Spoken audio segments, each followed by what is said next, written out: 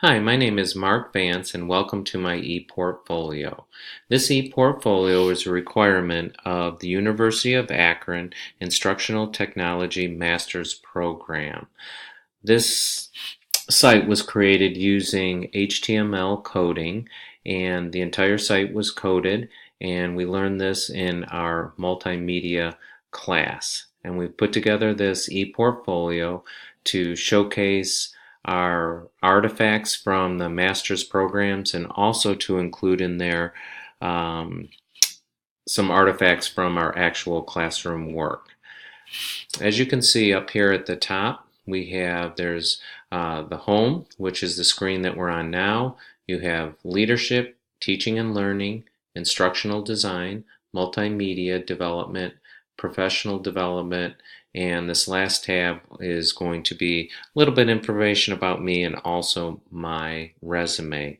Those are in direct alignment with the National Education Standards, and we'll be clicking through each of those.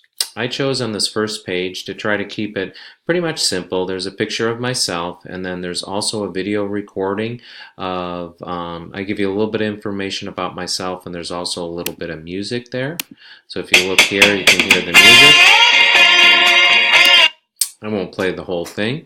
And then if we kind of scroll down here to the bottom, I've included the last revised, which was just recently. And then also there's the copyright information for myself. And if you click on my name here, what that will do is you'd be able to contact me through email. I've also included some badges down here. One is for the University of Akron. This one is a validator. And if you click on the validator, it just will check over the page and make sure that it was coded correctly. This one does show that there's some errors found, but that's basically because of the audio recording that's in that, and I'll show that my other pages do validate.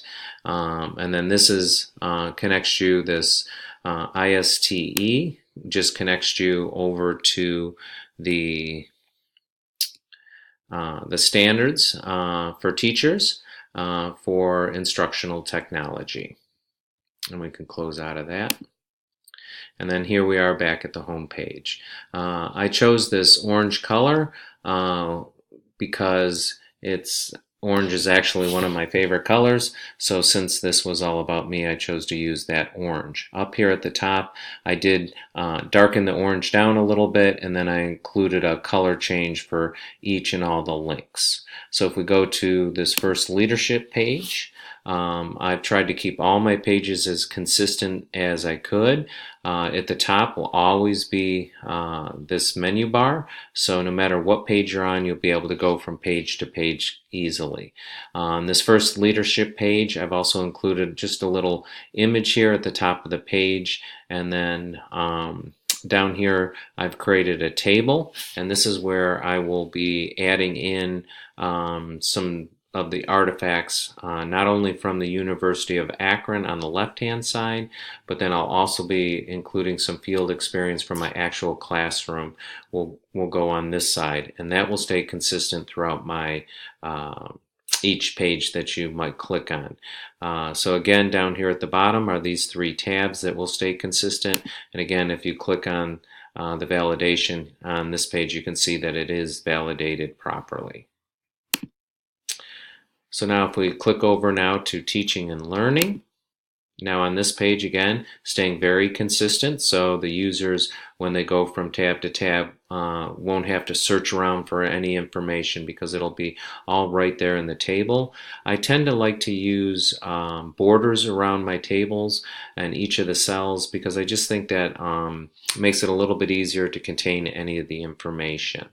On this side, I've already added a link to my Wiki Reflection page. That was completed last semester, and when you click on that, you'll get some different wikis from myself that's dealing with my journey through instructional technology. Talks a little bit about how I've used technology in my classroom, a little bit about ethics, again, in my classroom. And I've been a teacher for going on 10 years. I teach art, and I've talked a little bit about, the effects of technology has had in the past 10 years in the art room. Over here, I have a link to Artsonia website, which I use in my classroom. I use it with all my students from K to 5. And Artsonia is basically an online portfolio in essence, where students can photograph their work with iPads. They can upload them into the Artsonia site, and then from there, there's a lot of different things that they can do in the Artsonia site, from writing artist statements to critiquing their work. And also it's a direct link to parents, because anytime I upload or the kids upload artwork into the Artsonia site, uh, the parents get a notification of that, and then they can get in real time, they can see what the kids are doing with their projects. Again, keeping it consistent, I got contact information and the 3 badges down here at the bottom. So now that was teaching and learning. So if we go over here to instructional design, again, page stays very consistent, so the viewer can easily find the information. Now on this page, I've had some things that I've done in some of the master's classes here at Akron. This GBB team final paper was a final project that we did. Again, if you just click the link, it'll take you right to the paper, and then viewers can kind of easily read through the paper and get a little bit of information on that specific project. And then it's easy just to click the back button and go back.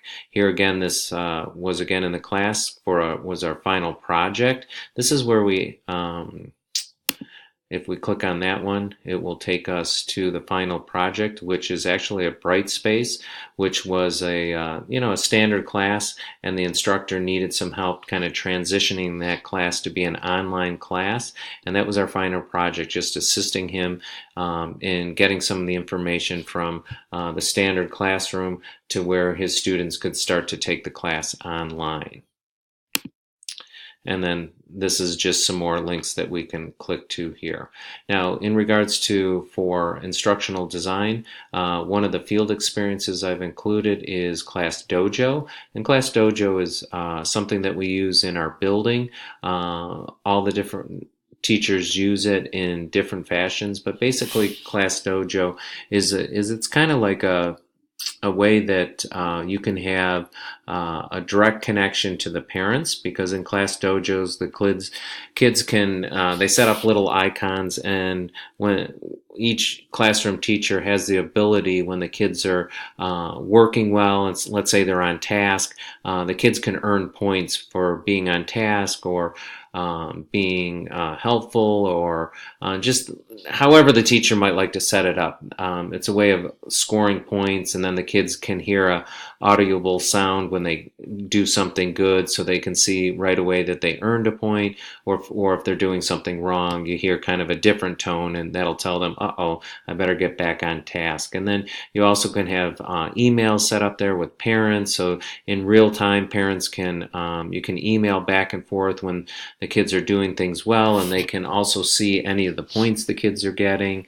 Not to mention you can include pictures, and there's just a lot of stuff that you can do in this Class Dojo that our building has really embraced, and all the specialist teachers use it as well as the classroom teachers. So it's a great way to just stay in touch with the parents, and that's something that I've included for my field experience. And then down here I talk a little bit about flipping my classroom. That's where I'm taking videos of my lessons, which allows kids, now that we have a one-to-one with Chromebooks, the kids can go on, and if they were absent or something, they can watch the lesson on their Chromebooks, or if they're not understanding something, they're able to kind of watch my different lessons. And then we click on the next one. This is multimedia development, and again we have some links over here from some of the courseworks that I've done for the master's program. And again, as I continue through the program, I will be adding some additional field experience on this side of the chart.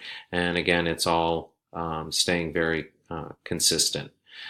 This last tab is professional development, same thing. We have some links here to some different documents about that are required at the University of Akron.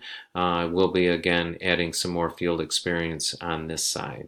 And then if we go to this last tab, this is my resume, and on this page I've decided to include a short video here that so viewers not only can see my resume, but if you click on it, plays a little song, and you can just see a little bit about me, and I think it puts a face to the resume. So we'll just stop that there, and then here's kind of my resume on here, so you can see that. And that's pretty much my e-portfolio. It's certainly a work in progress, but as I look at how it looks, I feel it's turned out pretty well, and I'm pretty impressed actually that I was able to code this all myself and get all the links and everything working. So thank you for visiting, and I hope you enjoyed this quick overview of my e-portfolio.